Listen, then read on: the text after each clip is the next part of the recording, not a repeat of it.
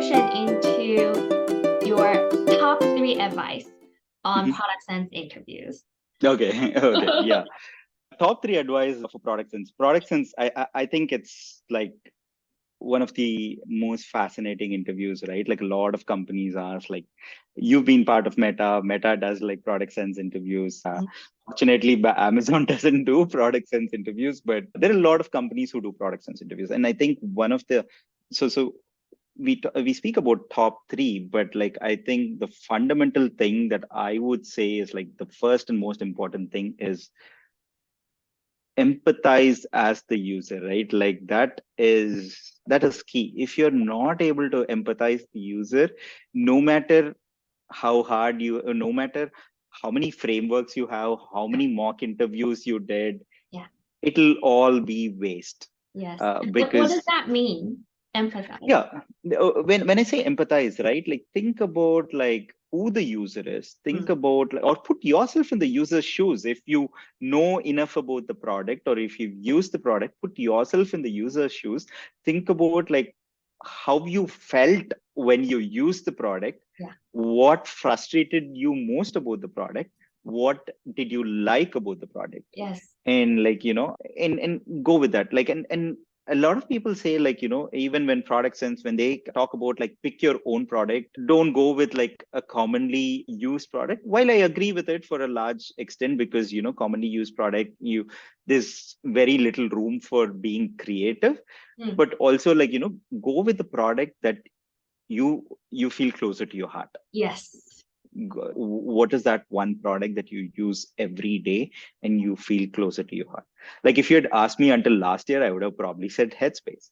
If you ask me this year, I will say Gnome, because I've been Mm. using Gnome for the last 1 month and I actually like it. I love it so far. Like it's become a habit to use it. So go with the product that is very closer to your heart, so Yes. that you'll be actually able to like put yourself in the user's shoes, and you'll be able to come up with like what actually works well in the product and what doesn't work well in the product. Couple of other things is like we spoke about frameworks. I touched upon frameworks briefly. One of the things that I'd say is like it's okay to like have frameworks work, do mock interviews based upon frameworks, but don't be married to frameworks. If you're married to frameworks, if you go specifically by the framework, Yeah. if it hinders your creativity, and if like if the interviewer happens to throw a curveball, Yeah. you'd be like, okay, you know what, this is not part of my framework, I don't Right. know how to answer it. Right. So it's very important not to be like very closely tied to the framework. Yeah. Have a framework, but also be flexible in moving out of the framework and building your own framework as part of the process. And the last thing I'd say is like same thing that I told for the behavioral interviews. Mm. Take time, reflect on the question, reflect on what they are asking, Yeah. reflect on like what the goal or objective of that question is. Write down a little bit. Take that awkward silence or awkward pause. It's okay to have that awkward silence or awkward pause, and then go about like answering it. Go about like in a step by step fashion, checking in with the interviewer, making sure like you're hitting the right points and heading in the right direction. That makes a lot of sense. And I think the benefit of taking some time in the beginning is you're giving yourself a chance to structure your thoughts, because Exactly. your thoughts are coming in at a very fast pace, where you're thinking, oh my God, okay, how do I answer this? What's my framework? There's like a million things going on, right? When you Yeah. take a pause, you can then become available to Hmm. structure yourself, which then Yeah. helps with your communication. Exactly. So important. And I love what you said about pick something where you have real feelings Yeah. about the product. Don't pick something that you think the interviewer might like, Exactly. because then Exactly. you wouldn't come across again as that the genuine feeling. Um, Hmm. if you actually use something a lot, you would have a lot of feelings about it, right? Or Yeah. if you use something a lot but you don't have a lot of feelings, like pick something else. Pick Exactly. something where you have natural feelings, and Yeah.